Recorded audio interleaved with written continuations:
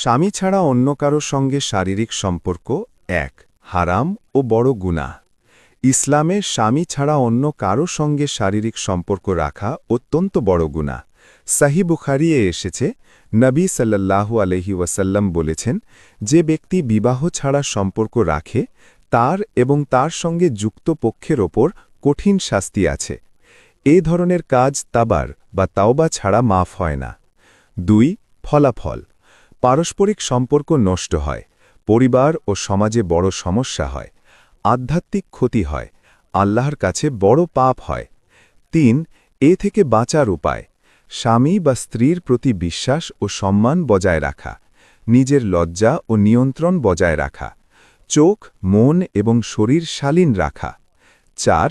তাওবার সুযোগ: যদি কেউ ভুল করে তাহলে সত্যিকারের তাওবা করতে হবে, আন্তরিক আফসোস আর পুনরায় গুনাহ না করা। সহিহ মুসলিমে এসেছে যে আল্লাহ সত্যিকারের তাওবার জন্য সর্বদা পথ খোলেন। সংক্ষেপে, হারাম ও বড় গুনাহ: স্বামী ছাড়া অন্য কারো সঙ্গে শারীরিক সম্পর্ক রাখা হারাম, বড় গুনাহ। শালীনতা, সম্মান এবং তাওবা সব সময় রক্ষা করতে হবে।